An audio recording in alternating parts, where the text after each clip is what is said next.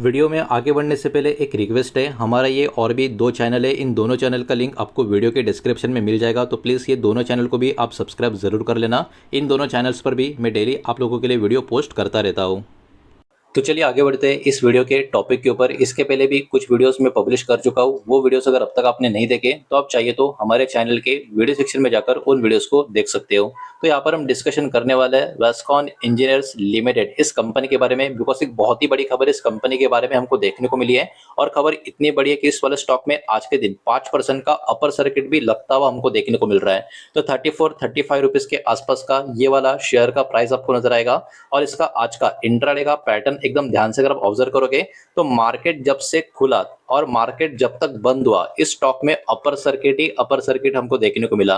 मतलब कहीं ना कहीं खबर जो यहाँ पर निकल कर आ रही है उसका रिएक्शन स्टॉक में हमको आज के दिन देखने को मिल रहा है। इसका अगर हम लॉन्ग टर्म का पैटर्न यहाँ पर हम चेक करने की कोशिश करें तो देखिए लॉन्ग टर्म का पैटर्न इतना प्रॉमिसिंग नजर नहीं आएगा, बिकॉज हायर लेवल से स्टॉक में अभी बहुत ही बड़ी गिरावट हमको देखने को मिल रही है। और स्टॉक अभी के टाइम कहीं ना कहीं जो इस कंपनी का स्टॉक का लोएस्ट जोन था उससे हल्का सा ऊपर है, लेकिन हाईएस्ट पॉइंट से तो काफी बड़ी गिरावट अभी भी इस स्टॉक में हमको यहाँ पर नजर आ रही है। इसका हाईएस्ट पॉइंट अगर देखने की कोशिश करें तो 184 के आसपास का यहाँ पर नजर आ रहा है, और वो भी साल 2010 की बात है। अब देखिए ये गूगल चार्ट के ऊपर मैं आपको ये डेटा दिखा रहा हूँ, ठीक है। अगर आप कैंडल पैटर्न पर देखोगे तो इसके भी ऊपर का हाई आपको दिख जाएगा, बिकॉज कैंडल पैटर्न पे क्या होता है कि आपको जो स्विंग हाई होता है, स्विंग लो होता है, ये आपको वहां पर दिख जाता है। लेकिन गूगल चार्ट के ऊपर स्विंग हाई और स्विंग लो आपको नहीं दिखता। तो जो डेटा अवेलेबल है वही आपके सामने यहाँ पर मैं प्रेजेंट कर रहा हूँ।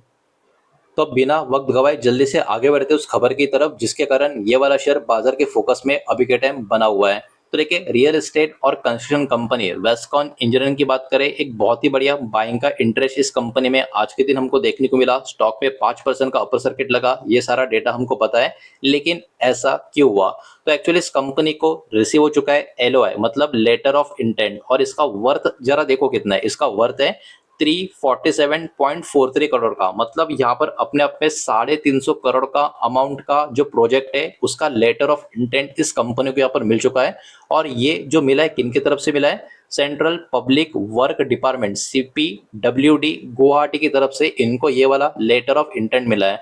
अब देखिए इस प्रोजेक्ट के अंतर्गत क्या क्या होने वाला है। ये प्रोजेक्ट का जो कनेक्शन है रिजर्व बैंक ऑफ इंडिया का जो रेसिडेंशियल क्वार्टर है, जिसका लोकेशन यहाँ पर आपको दिख जाएगा आसाम में, जो नारंगी रोड जो है वहां पर। एक्चुअली इसके बारे में मैंने कल भी आपको बताया था एकदम शॉर्ट में कि इस स्टॉक के ऊपर फोकस करो। कल जो मैं बहुत सारे स्टॉक एक ही वीडियो में कवर करता उसमें मैंने आपको बताया था कि ये वाला स्टॉक में ऐसी ऐसी खबर आ रही है, स्टॉक में एक अच्छा पॉजिटिव सेंटीमेंट बन सकता है। और आज स्टॉक में बना भी है, लेकिन कल एकदम शॉर्ट में बताया था, आज थोड़ा सा डिटेल में इसको समझने की कोशिश करेंगे। अब देखिए ये वाला जो प्रोजेक्ट का लोकेशन है कामकाज का आसाम का है। इसमें वेस्कॉन इंजीनियरिंग कंपनी क्या करेगी? डेमोलिश करेगी, मतलब तोड़ देगी जो पुराना रेसिडेंशियल क्वार्टर है और नया बनाएंगे फिर से रेसिडेंशियल कॉम्प्लेक्स उस लोकेशन पे। तो देखा जाए तो एक्चुअली काफी बड़ा टाइप का प्रोजेक्ट इनको यहाँ पर मिला हुआ है। प्रोजेक्ट का जो एग्जीक्यूशन मॉडल होगा वो ईपीसी का होगा, मतलब इंजीनियरिंग प्रोक्योरमेंट कंस्ट्रक्शन पूरा का पूरा एक पर्टिकुलर मॉडल इनको यहाँ पर करना होगा। इसका मतलब क्या? इसका मतलब यहाँ पर पूरा का पूरा जो रेस्पॉन्सिबिलिटी होगा इंजीनियरिंग से लेकर डिजाइनिंग का वो भी इनका होगा। मटेरियल्स का प्रोक्योरमेंट का जो आप कह सकते हो जो काम होगा वो भी इनका ही होगा। और कंस्ट्रक्शन से लेके एग्जीक्यूशन वो भी इसी कंपनी के द्वारा यहाँ पर किया जाएगा। इस प्रोजेक्ट का जो टाइमलाइन है वो कितना है? इस प्रोजेक्ट का टाइमलाइन यहाँ पर एक्सपेक्ट किया जा रहा है कंप्लीट हो जाएगा 36 महीनों में। ये कहीं ना कहीं अपने आप में एक और काफी बड़ी बात निकल कर आ रही है। मतलब ये कोई छोटा प्रोजेक्ट नहीं है, लॉन्ग टर्म कैटेगरी का प्रोजेक्ट हमको यहाँ पर देखने को मिल रहा है। इतना ही नहीं, इस ऑर्डर के अलावा अनदर रिसेंटली इनको एक और ऑर्डर मिला था। और ये ऑर्डर किससे मिला था जरा देखो, रिलायंस इंडस्ट्रीज की तरफ से भी इनको ऑर्डर मिला था। मई 2026 की यहाँ पर बात हो रही है। और ये ऑर्डर 131 से लेके 132 करोड़ का था। इसमें भी इनको एलओआई रिलायंस की तरफ से मिला था। तो ऐसा नहीं कि इस कंपनी को पहला ऑर्डर मिला है, इसके पहले भी बड़े बड़े प्लेयर जैसे कि रिलायंस की तरफ से भी इतना तगड़ा ऑर्डर इस कंपनी को मिला है। और रिलायंस से जो ऑर्डर मिला था उसका कामकाज क्या था? FLL टाइप का जो बिल्डिंग है इसको इसको बनाना sector 3 of the RJ expansion project Jamnagar, मतलब गुजरात का ही कनेक्शन यहाँ पर आपको देखने को मिलेगा, लोकेशन देखने को मिलेगा। तो देखिए इस खबर से एक बात यहाँ पर हमको समझ में आ जाती है कि जो वेस्कॉन इंजीनियरिंग कंपनी जो है इन्होंने अभी हाल फिलहाल में दो काफी बड़े वाले ऑर्डर यहाँ पर अपने कब्जे में ले लिया है। और लेटेस्ट CPWD का जो ऑर्डर है जो अभी हमने देखा जिसके कारण स्टॉक में आज अपर सर्किट भी लगा, इसके कारण इस कंपनी का जो ऑर्डर बुक है वो भी काफी मजबूत होता हुआ देखने को मिला है। और ये हाईलाइट भी करते हैं कि इस कंपनी का जो प्रेजेंस है वो बड़े गवर्नमेंट के इंफ्रा के और कंस्ट्रक्शन के जो प्रोजेक्ट होता है उसमें भी देखने को मिलता है, जिसके कारण कहीं ना कहीं अब इस वाले शेयर के ऊपर बाजार की फोकस हो सकता है यहाँ से बनी रह सकती है। अब चलिए थोड़ा आगे बढ़ते हैं और अभी कुछ डेटा इस कंपनी का एक एक करके यहाँ पर हम देखने की कोशिश करते हैं, लेकिन उसके पहले वीडियो को प्लीज लाइक कर देना, वीडियो को शेयर कर देना, पहली बार चैनल पर आ चुके हो तो चैनल को भी सब्सक्राइब जरूर कर देना। अब देखिए इस कंपनी का मार्केट कैप कितना है, 800 करोड़ के आसपास का मार्केट कैप नजर आएगा, मतलब ये काफी छोटी कंपनी है, स्मॉल कैप बोल सकते हो, लेकिन स्मॉल कैप में भी एक micro cap nano cap type की ये कंपनी आपको देखने को मिलेगी। स्टॉक का जो पी है अभी के टाइम वो 16 के आसपास नजर आएगा, 16.3, तो राउंड नंबर 16 ले लेते हैं। 16 का पी इस स्टॉक का आपको देखने को मिलेगा। और इसके सामने इंडस्ट्री का पी कितना है, इंडस्ट्री का पी है दोस्तों 25 का, काफी इंटरेस्टिंग है, मतलब इंडस्ट्री में जितना डिमांड बना हुआ है इस कंपनी का डिमांड अभी भी इंडस्ट्री का डिमांड से नीचे की तरफ है, ये काफी इंटरेस्टिंग पॉइंट है। यहाँ पर फेस वैल्यू भी यहाँ पर 10 रुपए का आपको देखने को मिल रहा है, काफी अच्छी बात है। प्लेज परसेंटेज यहाँ पर 0 है, मतलब कंपनी के जो प्रमोटर्स है उन्होंने अपना कोई भी शेयर यहाँ पर गिरवी रखा नहीं है। और भाई साहब जरा इस कंपनी का टोटल असेट का नंबर देखो, कंपनी का जो टोटल असेट है 2361 करोड़ के करीब का देखने को मिल रहा है, जो बुक जो मार्केट कैप है उससे तो कई गुना ऊपर की तरफ का नंबर देखने को मिल रहा है। मतलब इस कंपनी के बाद असेट्स तो भर भर के, ये बात तो हमको यहाँ पर समझ में आ जाती है। अब चलिए आगे बढ़ते हैं और चेक कर लेते हैं इस कंपनी का जो प्रॉफिट एंड लॉस का स्टेटमेंट है, उसको कंसोलिडेटेड फिगर चेक करेंगे, जो भी नंबर यहाँ पर होंगे करोड़ में होंगे, इस बात को यहाँ पर आप ध्यान में रखें।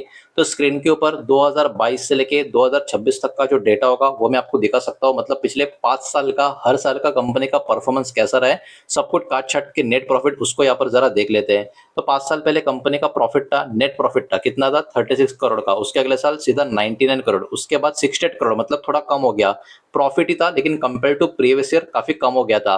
लेकिन उसके अगले साल बाउंस बैक किया 130 करोड़ का, लेकिन अभी प्रीवियस ईयर का जो नंबर है वो कितना है, वो है दोस्तों 49 करोड़ का, और ये नंबर सीधा आज से 5 साल पहले जो नंबर था उससे ही ऊपर है। उसके पहले का नंबर देखोगे वो भी इससे बेहतर आपको नजर आएगा।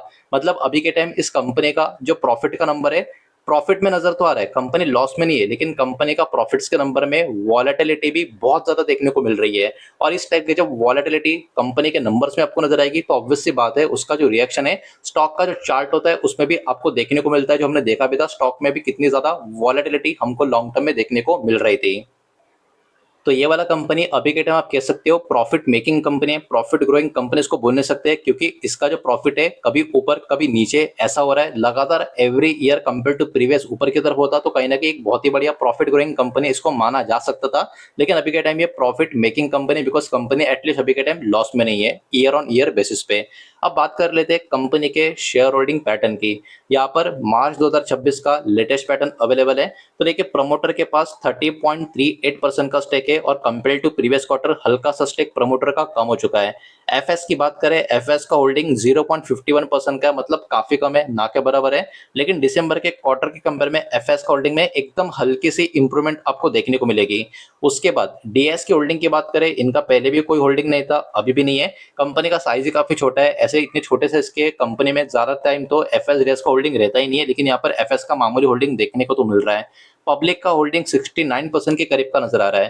तो देखिए एक बात यहाँ पर हमको समझ में आ जाती है कि इस कंपनी का जो शेयर होल्डिंग पैटर्न है, जिसको हम बोलते हैं एक आइडियल पैटर्न होना चाहिए, इस टाइप का आइडियल पैटर्न तो नजर नहीं आ रहा। लेकिन यहाँ पर प्रमोटर का होल्डिंग काफी कम है, पब्लिक होल्डिंग काफी ज्यादा है, जो ऑब्वियस सी बात है इतना कॉन्फिडेंस देने वाला बात यहाँ पर नजर नहीं आता।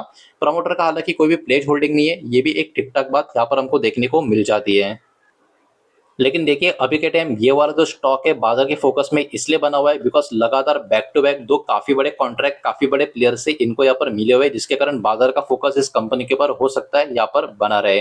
तो यही सारा डेटा इस वीडियो के माध्यम से आपके सामने प्रेजेंट करना था, और जो भी डेटा मैंने आपके सामने प्रेजेंट किया है सब कुछ एजुकेशनल इन्फॉर्मेशनल पर्पस के हिसाब से, और किसी भी तरीके का इन्वेस्टमेंट का एडवाइस या स्टॉक का रिकमेंडेशन मैंने आपको दिया नहीं है, ना ही मैं आपको दे रहा हूँ, ये बात भी यहाँ पर आप ध्यान में रखें। उम्मीद करता हूँ वीडियो समझ आया होगा, पसंद आया होगा, तो वीडियो को लाइक करें, दोस्तों शेयर करें, पहली बार चैनल पर आ चुके हो तो सब्सक्राइब भी कर देना, और कोई भी स्टॉक में निवेश करने से पहले खुद की स्टडी रिसर्च जरूर करें, फाइनेंशियल एडवाइजर की सलाह जरूर ले। मिलते हैं नेक्स्ट वीडियो में, धन्यवाद।